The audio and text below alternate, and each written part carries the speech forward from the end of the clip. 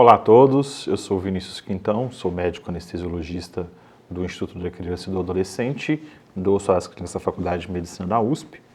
E para a gente encerrar o nosso curso, aqui iremos discutir sobre a anestesia para a correção da fissura labiopalatina, que é o que tem tudo a ver com a Smile Train, que foi a instituição, a organização que teve a ideia desse curso e junto com a disciplina de anestesiologia da Faculdade de Medicina da USP, conseguimos realizar. Então aqui iremos entender a epidemiologia da fissura labial e palatina e discutir aspectos bem práticos da avaliação pré-operatória, da indução anestésica, da abordagem das vias aéreas, do despertar e da analgesia pós-operatória. Mas antes eu queria falar rapidamente sobre a Smile Train. A Smile Train é a maior organização mundial dedicada ao tratamento da fissura labiopalatina. Ela é sediada hoje em Nova York e já está no Brasil há mais de 20 anos. Ela é presente em mais de 90 países e ela tem esse modelo de saúde escalável, globalmente, e essa solução sustentável para o tratamento completo e integral de fissuras labiopalatinas. E quais são os maiores objetivos da Smile Train? A capacitação para profissionais de saúde, recursos educacionais e financeiros, como recurso aqui educacional, este curso que, graças à Smile Train, conseguimos realizar em parceria com a disciplina de anestesiologia da Faculdade de Medicina da USP, e ela proporciona gratuitamente atendimento multidisciplinar para crianças e adultos com fissura labiopalatina em mais de 90 países. Isso é a definição de Global Surgery. É você ensinar e você dar condições para que cada país consiga resolver os seus próprios problemas, aqui no caso problemas cirúrgicos, que as crianças tenham acesso à cirurgia de segurança, né? Resolvendo esse grande problema, lembrando que hoje a mortalidade cirúrgica é a terceira causa de mortalidade do mundo. Então, realmente, quando a gente fala de Global Surgery, a Smile Train é um grande exemplo. Então, a fissura labiopalatina, ela pode acontecer a cada 1 a 700 nascimentos. É muita coisa. A cada 3 minutos nasce uma criança com uma fissura, pelo menos labial. É muito importante e acontece muito em asiáticos e nós, latino-americanos. É mais frequente em meninos e tem causas ambientais e genéticas. Causas ambientais tem algumas muito bem descritas. Por exemplo, o pai agricultor. Talvez uma alteração da exposição ocupacional na agricultura, que leva a uma alteração epigenética e isso é transmitido para o filho e ele nasce com a fissura, ou a mãe com deficiência de folato ou aumento de homocisteína. Mas também tem alterações genéticas muito bem estabelecidas no cromossomo 1, 2, 4, 6, 14, 17, 19 e 22. E pelo menos 3 genes que eu coloquei aqui para vocês que estão relacionados com a fissura labiopalatina. O diagnóstico ele pode ser fetal, né, na realização de uma ressonância nuclear magnética, né, na mãe e no feto, ou um diagnóstico pós-natal. Lembrando que a fissura labial, o diagnóstico é muito precoce, porque na ectoscopia eu consigo ver, mas infelizmente no Brasil temos um diagnóstico de fissura palatina muito retardado, muito atrasado, por falta de exame físico adequado, né, do palato dos nossos pacientes. Existem vários tipos de fissura. A fissura pode ser labial unilateral, em torno de 22% das fissuras são labiais unilaterais, ou lábio-palatina unilateral, 23%. Então a maioria das fissuras, né, são unilaterais. A fissura labial e palatina bilateral é menos frequente, 12%, mas isoladamente a fissura palatina é a mais frequente, 43%. E como eu falei, o diagnóstico é mais difícil quando eu comparo com uma fissura labiopalatina ou só labial. E lembrar que a fissura labiopalatina ela também é associada a síndromes. Tem várias síndromes. Eu coloquei aqui para vocês uma lista de várias síndromes que estão relacionadas com a fissura labiopalatina. E mais uma vez eu recomendo o Orphan Anesthesia, está aqui o site. Quando você se depara com uma síndrome desta e não sabe como fazer o preparo adequado anestésico dessa criança, eu recomendo vocês entrarem no Orphan Anesthesia e procurar sobre essa síndrome.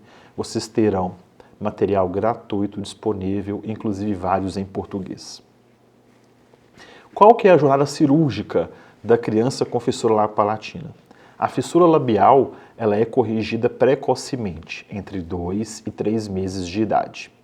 Pode ocorrer uma revisão do lábio e do nariz na idade pré-escolar. A fissura palatina deve ser corrigida entre 6 e 10 meses, de preferência antes de 1 ano de idade, para não atrapalhar muito a fala. E pode precisar de uma revisão ou de um enxerto alveolar até os 10 anos de idade. E a maioria dessas crianças precisarão também de uma cirurgia, ou uma rinoplastia, ou uma osteotomia maxilar, que é a cirurgia ortognática, entre 17 e 20 anos. Então, são crianças que vão ser submetidas a vários procedimentos anestésicos ao longo da infância, da adolescência e do início da vida adulta. A avaliação pré-anestésica é muito importante, principalmente procurando sinais de via aérea difícil. Então, lembrar que a sequência de Pierre-Robin, que está muito associada à fissura labiopalatina, a sequência de Pierre-Robin inclui, além da fissura labiopalatina, a micrognatia, a glossopitose e o desconforto respiratório nas primeiras 24 a 48 horas de vida. Quando eu me deparo com essa criança, eu tenho que me preparar muito para a abordagem da via aérea. E lembrando que outras síndromes associadas à fissura labiopalatina também podem ter via aérea difícil prevista associada. A fissura labial, o sangramento é muito pequeno e não precisa de exames pré-operatórios. É importante no exame físico e também durante a história pré-operatória procurar por sinais de cardiopatia congênita que podem estar associados em 15% dos casos, IVAS, que é a infecção das vias aéreas superiores. A rinorreia clara é muito comum no paciente fissurado e não quer dizer que ele está com uma IVAS. A apneia obstrutiva do sono, que é muito também frequente na criança fissurada, ou a desnutrição, por dificuldade de alimentar por causa da fissura. A apneia obstrutiva do sono, eu sempre recomendo utilizar esse questionário, que é o STBUR, para fazer uma avaliação pré-anestésica se a criança tem ou não sinais de apneia do sono antes da sua indução anestésica. A via aérea difícil, numa fissura labiopalatina, numa criança não sindrômica, não é tão comum assim, em torno de 2 a 3%. Já na criança sindrômica, pode chegar a mais de 20% de incidência da via aérea difícil. E lembrar que ela é mais comum nas fissuras bilaterais. Mas quando eu fico preocupado com via aérea numa criança fissurada, quando ela apresenta micrognatia. Então, cuidado aqui na micrognatia, igual mostra aqui nessa criança, que além da micrognatia, ela também tem uma alteração da orelha, uma alteração otológica, que é uma microtia. São 2 sinais importantes de via aérea difícil e eu tenho de me preparar antes. Então, na criança com micrognatia, a laringoscopia difícil pode ser acima de 50%. Na criança sem micrognatia, 4%. E lembrar que quanto menor a criança, principalmente as crianças menores de 6 meses, a via aérea ela é mais difícil quando eu comparo com a criança que fica maior. Então a micrognatia ela resolve muito com o crescimento da criança. Então quando ela é bebê, eu tenho de tomar mais cuidado. A fissura palatina ampla também está associada à via aérea difícil, principalmente quando eu tenho dificuldade de encaixar o laringoscópio ou quando o laringoscópio ele entra na fissura e eu tenho pouco espaço para fazer a laringoscopia e passar o tubo.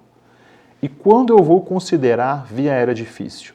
Crianças menores de 6 meses, fissura labial bilateral e micrognatia.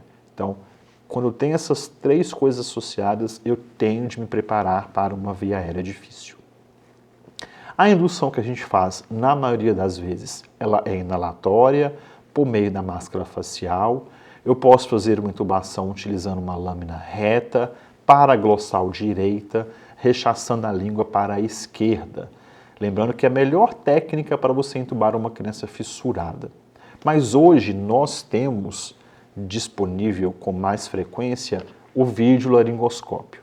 E já temos muitas evidências que a videolaringoscopia em crianças menores de 1 ano e em recém-nascidos é mais eficaz e mais seguro quando eu comparo com a laringoscopia direta. Claro que a laringoscopia direta ainda é muito utilizada, é segura, mas se eu puder substituir, e se o serviço tem condições de substituir por um videolaringoscópio, essa população é mais seguro. Tubos tipo RAI ou tubos aramados são muito bem recomendados. E geralmente a gente mantém uma anestesia balanceada com baixas doses de fentanil, 1 a 2 microgramas por quilo, lembrando que essa criança pode ter apneia do sono ou durante o fechamento da fissura palatina. Isso diminui muito o tamanho da orofaringe da criança. E se ela tiver uma micrognatia associada, ela pode ter muita obstrução no pós-operatório, obstrução na via aérea superior. Então, quanto menos opioide, melhor. Associamos, então, adjuvantes. A dexmedetomidina, que é excelente. Geralmente, no nosso hospital, a gente faz um bolus de 0,5 a 2 microgramas por quilo em 20 minutos, dependendo da idade da criança. Quanto menor a criança, maior pode ser o bolus. E mantemos 0,5 micrograma a quilo hora. Ou a clonidina, 1 a 2 microgramas por quilo, uma vez só na indução. Esse aqui é o jeito que a gente considera mais correto de fixar um tubo durante a realização de uma cirurgia. Aqui, no caso, era uma correção de uma fissura labial, né, com alteração importante aqui da narina, onde a gente fixou com um curativo transparente, né, para que o cirurgião tenha toda a visualização da boca da criança, do lábio, e ele consiga fazer uma correção mais adequada. Observe que aqui também utilizamos um tubo aramado para que não ocorra a obstrução ou a dobra, né, acidental do tubo aramado e impeça que a criança seja ventilada adequadamente. A analgesia pós-operatória ela é muito importante e deve ser multimodal. No Brasil temos analgésico comum dipirona, 50 mg por quilo, e isso é um analgésico muito importante e realmente faz muita diferença. Nas crianças fissuradas, nós utilizamos a dexametasona numa dose mais alta, numa dose anti-inflamatória, 0,5 mg por quilo, que vai ser tanto um fármaco antiemético quanto um fármaco analgésico. Como se fosse só um antiemético, 0,15 por quilo, mas como queremos o efeito analgésico da dexametasona, utilizamos 0,5 por quilo. E o cetorolaco, acima de 2 anos, 0,5 a 1 mg por quilo. Lembrando que hoje já existe uma discussão muito grande para utilizar o cetorolaco em crianças acima de 1 mês de idade que não tenha nenhuma alteração da coagulação e não tenha nenhuma alteração da função renal e não é um ex-prematuro. Mas ainda utilizamos a partir de 2 anos, podendo em crianças normais só com fissura utilizar a partir de 1 mês, porque é um excelente analgésico, é um anti-inflamatório não esteroide e você vai poupar muito o uso de opioide nessas crianças. A cânula nasofaríngea é muito importante na abordagem da via aérea da criança com fissura, especialmente no despertar.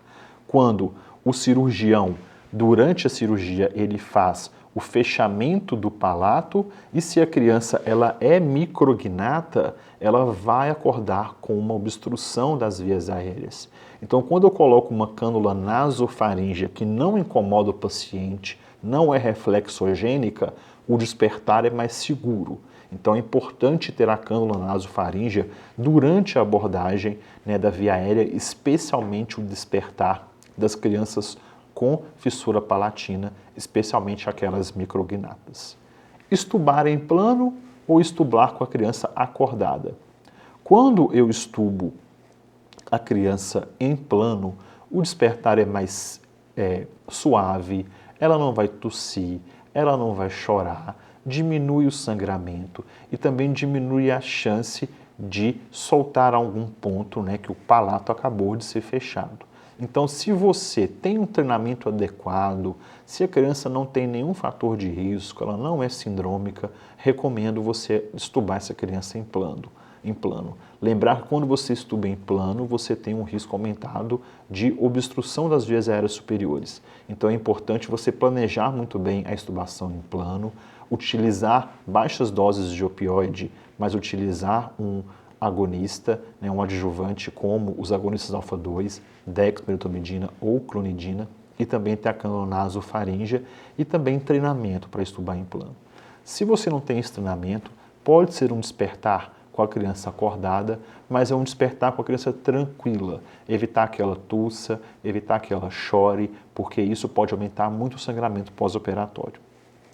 E lembrar sempre dos fatores de risco para eventos adversos respiratórios perioperatórios, que é aquela criança com uma síndrome craniofacial, aquela criança com uma comorbidade respiratória pré-operatória e, mais uma vez, a inexperiência da equipe. Aqui mostrando como que fica um palato fechado. Então aqui é um palato aberto e no pós-operatório como que ele fica, mostrando que isso diminui muito o volume, né, o tamanho da orofaringe. Então, se essa criança é micrognata, ela vai acordar com uma obstrução na via aérea superior. Então, a gente tem que ter um despertar muito mais tranquilo, muito mais adequado, e nessas situações aqui a cânula nasofaríngea é extremamente importante. Então, para a gente terminar, é importante a gente ter uma cuidadosa avaliação pré-operatória, especialmente das vias aéreas, e lembrar das crianças sindrômicas e não sindrômicas. A ocorrência de via aérea difícil não é comum, é importante sempre avaliar a presença de micrognatia. A associação de adjuvantes, como a dexmedetomidina e a clonidina, é indicada para poupar o opioide intra e no pós-operatório e também diminui a ocorrência de delírio do despertar. O despertar vai ser mais suave, diminuindo o sangramento pós-operatório. A intubação pode ser em plano, mas é importante evitar em crianças com micrognatia importante, especialmente as crianças sindrômicas, e, se for disponível, utilizar uma cânula nasofaríngea para a extubação. E analgesia multimodal, analgésico comum, dexametasona, anti-inflamatórios não esteroides e lembrar também dos bloqueios periféricos que podem ser utilizados tanto infraorbitário quanto suprazigomático, que pode ser utilizados em crianças com fissura lábio-palatina. Aqui eu gostaria de deixar o meu e-mail disponível para todos vocês. Estou à disposição para a gente discutir e também estou à disposição para discutir através do e-mail. Muito obrigado.